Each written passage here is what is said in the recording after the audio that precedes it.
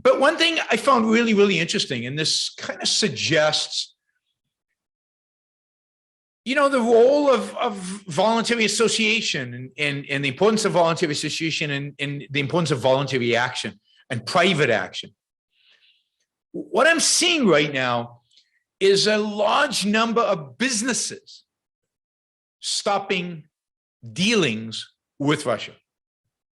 And I think they're doing it not because they're being somehow coerced by government, but I think they're doing it for two reasons. I think there's some pressure on them from domestic consumers and from consumers in Europe.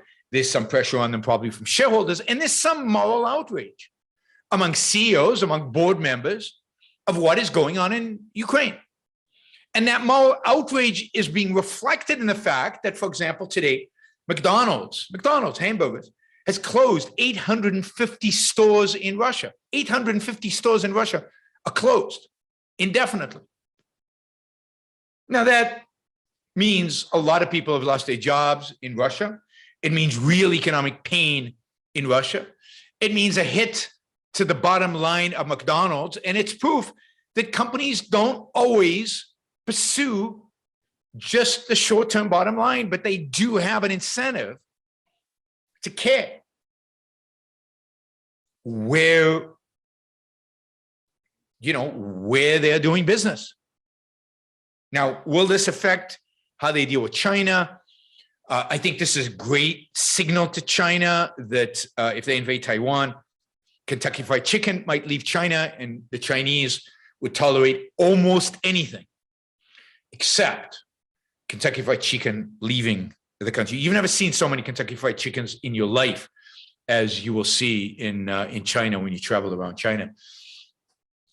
So it is interesting to see that these stores are canceling. Starbucks is shutting down all its stores in Russia.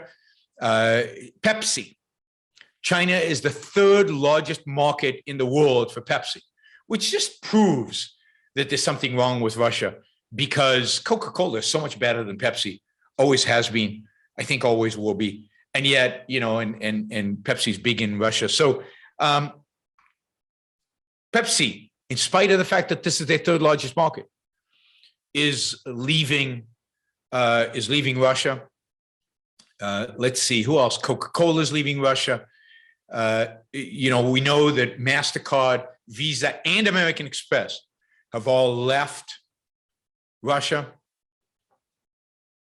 I don't drink Coca-Cola. I don't drink Pepsi. I haven't. And Pepsi and Coca-Cola canceling Russia. I think this is terrific. I think it's Apple is not selling anything to Russia. It really is. Of course, Russia has already banned Twitter and Facebook from the country, so they are censoring the American social media companies. They're censoring everything else as well. So I think it's terrific to see the private sector stand up and say, there are some people we will not do business with. And there's no requirement politically, and I don't think there's anything in the back channels where politicians are calling up McDonald's and saying, we're going to regulate you unless you do this and this with Russia. I think this is just long-term, rational, selfish decision-making by American corporations to not deal with this murderous regime. So I am all on board with that. Nathan asked, just because it's right on this topic, in your last show, you said that the Russian people are being misled by the government. Yes. What are the people being told about all these businesses withdrawing their services? What do people know? I don't know.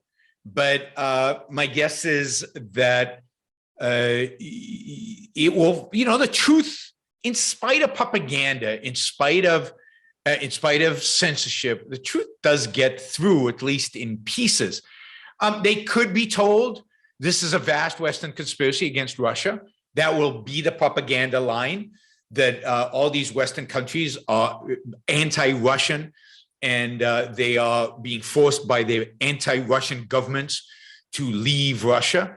That, I think, would be the standard line that the propagandist would sell the Russian people, whether the Russian people buy out or not. I mean, it's fascinating. I mean, you're seeing people obviously demonstrating in the streets. They know what's going on. Those are usually young, and they're typically middle class.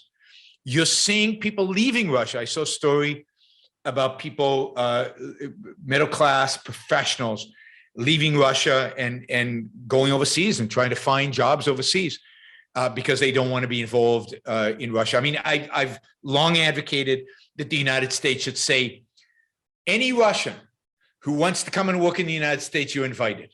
I wonder how many people would stay of the 144 million who live in Russia right now. But a lot of people would leave. But that would be good. Many Russians know what's going on. They find ways. They use VPNs. They do what they need in order to find accurate information. But the common person, the person who's not sophisticated technologically, older people in Russia, the more nationalist oriented, the ones who are just going to believe what the government tells them, just like some people just believe what Donald Trump says without questioning, without thinking. Those are, and some people who believe everything Obama said without questioning, without thinking. I don't think anybody believes what Biden says without questioning, without thinking. I just don't think he has that kind of fan base. But Obama certainly did, and Trump certainly did. Thank you for listening or watching the Yaron Brook Show. If you'd like to support the show, we make it as easy as possible for you to trade with me. You get value from listening. You get value from watching.